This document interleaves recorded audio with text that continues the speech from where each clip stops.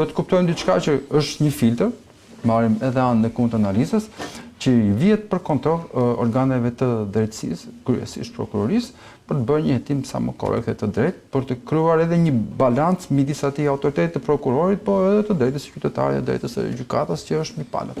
Po siç ndodhi ndoshta edhe në rastin e Ilir Beqis, apo ndoshta edhe që është që kërkoi të ngrijë akuzë e grupit strukturuar kriminal. Po, ndryshoi detyroi prokurorin që apo dhe në rastin Velia që tashmë, domethënë tek arsyetimi i vendimit për lënien në fuqi të masës arrestit me burg ndaj Erion Veliait. Jep element gjykata për formulimin ndryshe të akuzës, për elementin e grupit strukturuar kriminal që po bëhet si rrjedh, si vijë. Është një lloj imponimi që i duhet, është një imponim i logjikshëm apo është një lloj abuzimi që ndoshta gjykata bën në raport me prokurorin? Shiko, në rastin konkret, duke përmendur masën e sigurimit, nuk është ky objekti i kërkimit. Më kupton sepse për mas sigurimi çmohen ato rrethana dhe nevojat e sigurimit e tjera dhe nuk jemi për një formulim akuze ose për dyshime, mund të kesh, po është domethënë është si e panevojshme që ta përmendesh. Megjithatë gjykata e jep si orientim dhe nuk ka asnjë pengesë. E qartë. Nuk ka shkelje ligjore, po ta thot. Mirë. Faleminderit Bejko. Sugol, tani për spakun e do flasim pak, pavarësisht se je gazetari i policisë, se kështu themin e shpreh me njëri tjetrin, gazetari i policisë, gazetari i spakut. Sigurisht nëse shkonin dikush i arrestuar në moment të arrestimit, ti je aty me informacionet e para. Tani nëse do shohim pak këtë analizën që pam, por nuk duhet merremi saktësisht me rastin Xhashka, ndoshta ta shohim edhe pak më gjerë. Mendon se SPAK has në vështirësi në goditjen e personave të veshur me pushtet politik, si mund të jenë ndoshta nga ana e Partisë Socialiste, që kanë edhe ndoshta edhe mbështetjen e qeverisë në tërësinë e gjës. Pra ka vështirësi SPAK-u të shkojë drejt hetimeve të mirëfillta? Shiko, çështja në veçantë çështja Xhashka nuk është thjesht një betejë mes SPAK-ut dhe GKK-s në këtë rast. Çështja Xhashka ka pasur debat politik të fuqishëm, qoftë edhe për sa i përket mandatit të saj pra në kuvend deri në Venecia e Mëgjerë, çfarë normalisht e bën pak si sensitive dhe dyshuese. Megjithatë, nëse ne do të marrim dhe të kronometrojmë ngjarjet apo procedimet penale që ka kryer SPAK-u që prej krijimit, besoj që biem dakord që SPAK-u ka guxuar edhe në emra mjaft të rëndësishëm të politikës. Pra, kujt ja merrte mendja deri para pak muajsh se një prej njerëzve me pushtetin më të madh në vend, ndoshta pas kryeministit, siç është rasti i zotit Veliaj, do të goditej nga ana e SPAK-ut e thënë për fustanet e gruas. Pra, praktikisht, thjesht përmendja e Erion Veliaj, që sot është në pranga, e bën të guximshëm SPAK-un dhe mund të themi që ka goditur disa elementë rëndësishëm edhe të qeverisë që bën të duket sikur po punon. Nuk di ta them nëse do të ketë të njëjtin ritëm në vijim, duke pasur parasysh edhe zhvillimet globale të muajve të fundit, sidomos edhe me Shtetet e Bashkuara, nëse do të ketë një largim edhe të obdatit, siç përflitet paktën edhe nga ana e SPAK-ut. Pra, nëse SBA nuk do të jetë garante dhe mbështetëse e tij në vijim për ta çuar këtë gjën që ka bërë këto vitet e fundit. Po përveç zotit Veliaj, besoj që emra të rëndësishëm janë përmendë pak më parë. Kemi Berishën, kemi Metën të arrestuar. Pra, nivelet më të larta të drejtimit aktual dhe jo vetëm janë në SPAK.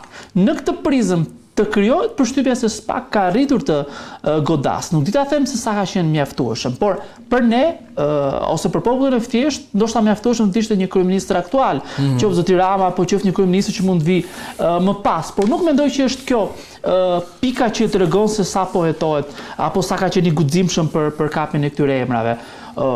Jam besim plot që edhe ka kryer, por edhe do të vazhdoj të kryej edhe në muajt apo në vitet në vijim, pra për njerëz të cilët ja kanë bërë të zezë ditën këtij populli dhe që ka kaq shumë problematika sociale, ekonomike sot dhe patjetër që duhet kërkojnë llogari. Por besoj që duhet patur parasysh edhe kjo pjesa tjetër që në çdo arrestim nuk është thjesht një arrestim individual apo një hetim që shkon drejt një vendimi me burg. është edhe dhënia e mesazheve. Pra, në pranga një i akuzuar një ish kryeministër, në pranga një kryetar bashkie më i rëndësishëm, disa ministra, një ish president, një ish kryeministër po ashtu. Pra, janë motive që opinionit publik, por edhe ati në punësit të thjeshtë që nesër bëhet si këta, të trembet pak, pra të mos shkojt firmos kaq kollaj. Pra, një arrestim apo disa arrestime dhe hetime që në harkun kohor të disa viteve të vijojnë të japin frytet e një brezit të ri, pra politikanësh që e ka friksohet nga spaku dhe e ka të vështirë për të firmosur për të kryer pra korrupsion në vazhdim. Besoj që kjo është pika kryesore ku duhet pritur, sepse prap 5 vjet të spakut nuk janë aq shumë sa për të dhënë një version përfundimtar. Unë mendoj që ndoshta 5 vite nuk kanë qenë të plotë, sepse sigurisht unë mendoj krimet e rënda, më fal se spaku është vjushmëri. Po, sigurisht, por ne e dim shumë mirë se sa pak a shumë ka qenë e njëjta gjë, por mënyra se pritshmëritë e spakut kanë qenë pak më ndryshe. Dhe në këtë prizëm unë mendoj që spaku i duhet një 10 vjeçar për ta dhënë testin e vet. Në optikën time, sepse nuk e shoh vetëm tek pjesa e arrestimeve dhe tek procedimet apo hetimet. E shoh edhe te kjo që e përmenda pak më parë, që brezi i ri duhet të mësohet me idenë një institucioni që godet dhe friksohet në një farë forme. Ka dhënë në fakt rezultate, sepse ju e përmendat për shembull kjo lista është listë shumë e fortë. Prandaj po them që unë besoj që në 2030-ën aty do të ndahen gjërat se sa do të jetë ky korrupsion i ri, sepse këta të vjetrit do ikin një ditë, të jemi të sinqert, nuk e lejon mosha biologjike, me gjithë respektin për zotin Berisha, por jeni pak të gafat në kohën e fushatës. Zotin Berisha, inshallah e të tjerët jetojnë gjatë, më kupton. Po jo, nga ana biologjike jetofshin fizikisht, domethënë ndoshta mund të jetë është tjetër gjë. Për të vjuar. Rëndësishme është për politikanët është jetesë politike dhe jetesë biologjike. Mendërisht se fizikisht pastaj është gjë tjetër. Po, kjo është kryesore. Kështu që prandaj them që goditja e spakut nuk është se ka qenë e keqe. Ka dhënë mesazhe, ka dhënë goditje që për mendimin tim nuk kanë qenë të vogla. A ka qenë të mjaftueshme është tjetër diskutim. Kemi pafund raste ndoshta të kallëzimeve që janë bërë, nuk janë marrë, ka shumë dosje për të cilat është përfolur pafund që nuk po godet spaku, që janë dashur mbi 3 vite për t'i hetuar.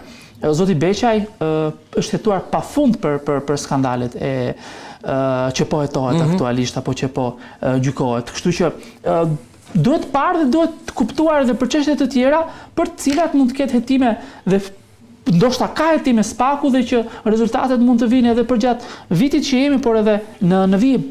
E qartë. Mirë, faleminderit shumë Sokol, vlerësoj shumë këtë informacion që ndave. Beko, shef vështirësi tek spaku për të vijuar goditjen e emrave të pushtetshëm, të veshur me me pushtet, qoftë majtas, qoftë djathtas. Nuk shoh vështirësi fare, sepse është një rrugë që ka nisur dhe kjo rrugë nuk do kthehet pas. Jam plotësisht dakord me gazetarin që goditjet do të vazhdojnë dhe uroj që të mbahen para vitit 2030, ndoj që do jenë goditje të forta, shumë të forta. Do të kuptojmë që flasim për një institucion, jo për emra.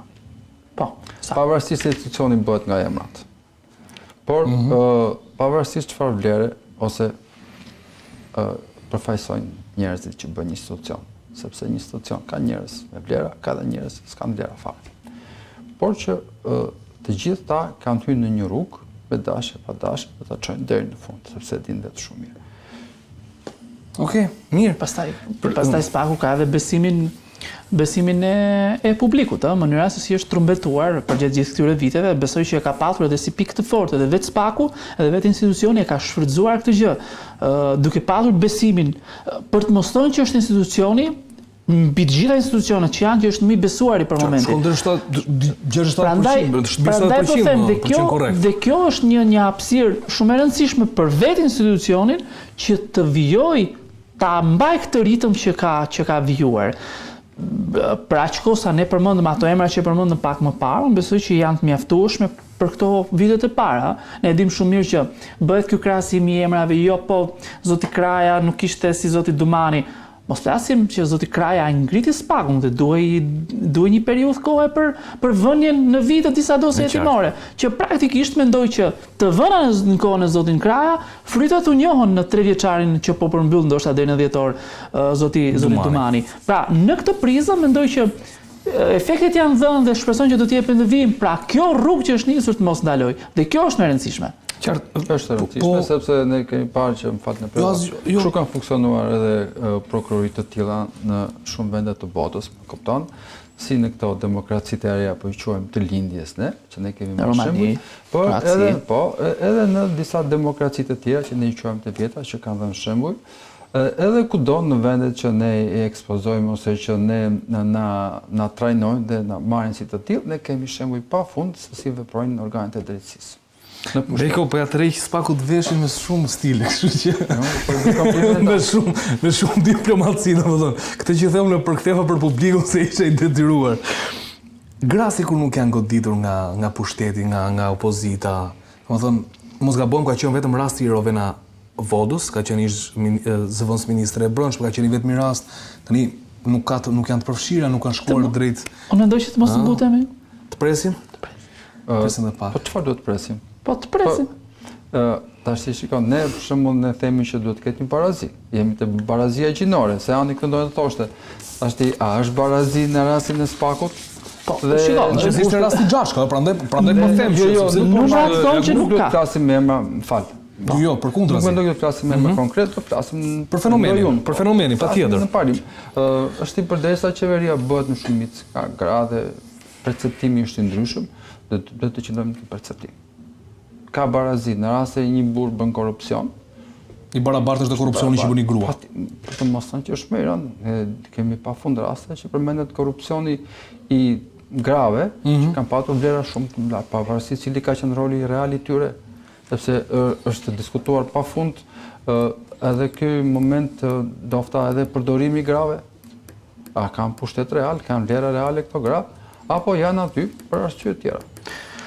Unë duhet mjaftohem me thjesht besoj që na duhet të presim. Besoj dhe shpresoj që është çështje kohe. Sigurisht që përmendëm që qeveria ka një numër shumë të madh ministresh, pra, që janë gra. Skandale ne kemi përmendur pafund të ministreve që janë gra, duke nisur nga infrastruktura, tek fondet e IPARD-it, kështu që le të presim sepse besoj patjetër që do ketë siç surprizat ishin edhe për këta burra që vërhon në pak më parë dhe sigurisht që do të ketë, besoj në vazhdim. Okej, faleminderit Sokol. Mirë. Ne do të kalojmë në një tjetër çështje dhe do të ndalemi sërish tek SPAK edhe tek zgjedhjet. Ka ndodhur incidenti i parë zgjedhor dhe bëhet fjalë për në Bulqiz. Një ditë më parë janë referuar materiale në SPAK ndaj kandidatit për deputet Xhelal Mziu, përfaqësuesi i Partisë Demokratike, pasi dyshohet se ka goditur një person. Regjia ndoshta më bën gati edhe pamjet pas meje, okej, perfekt. Ndoshta pak e paqartë, por është momenti kur shkohet tek pjesa një grup personash, pamjet janë paqarta, por pretendohet që aty Xhelal Mziu së bashku me nipin e tij kanë goditur një përfaqësues të pushtetit vendor. Pak të janë informacionet.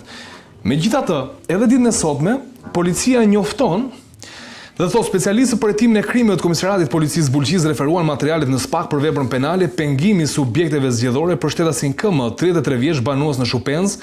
Pas ndajtimit datë 25 prill 2025 ka bërë kallëzim shtetasi Xhelal Mziu, 58 vjeç, banues në Tiranë, i cili pretendon se gjatë zhvillimit elektoral të zhvilluar nga subjekti politik Partia Demokratike në fshatin Ostren, shtetasi KM intimidonte pjesëmarrësit në takim.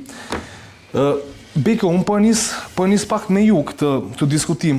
Incidenti i parë zgjedhor që ndodh. Tani referohet njëra palë, referohet dhe para tjetër në SPAK. Ke fjalën për rastin kur është dënuar një person dhe që është për kallëzim ndaj kallëzuesit të rastit të dytë. Po, domethënë janë të dy përfshirët janë tashmë të kallëzuar njëri tjetrin dhe janë në SPAK. Kallëzuesi në një farë mënyrë ka dhënë motivin pse ka ndodhur ngjarja, po bën një aludim të thjeshtë. Në fakt, veprat sipas parashikimeve procedurale nuk janë kompetencë e SPAK-ut. Kompetenca e SPAK-ut është vetëm korrupsioni në zgjedhje, aktiv ose pasiv. Këto janë vepra që janë kompetencë të jurisdiksionit të përgjithshëm, në rastin konkret është prokuroria rretëgjyqësore Dibër, e cila mendoj unë që ka për detyrë që të jetojë sepse ka kompetencën toksore dhe atë lëndore për këto vepra penale. Në rast se janë të tilla, sepse tash duhet të jemi pak të qartë, ajo ngjarja e djeshme që i referohet dhunës, në fakt, me sa u informova nga komunikata e policisë dhe nga mediat, nuk kishte ndonjë lidhje direkt me zgjedhjet, pasi personi ishte në punës si bashkisë dhe nuk i referoi gjësendi aktivitetit zgjedhor. Veprën penale këta kanë referuar pengimin subjektive zgjedhore. Po, më duket se është në një 329 dhe nuk ka lidhje fare me korrupsionin.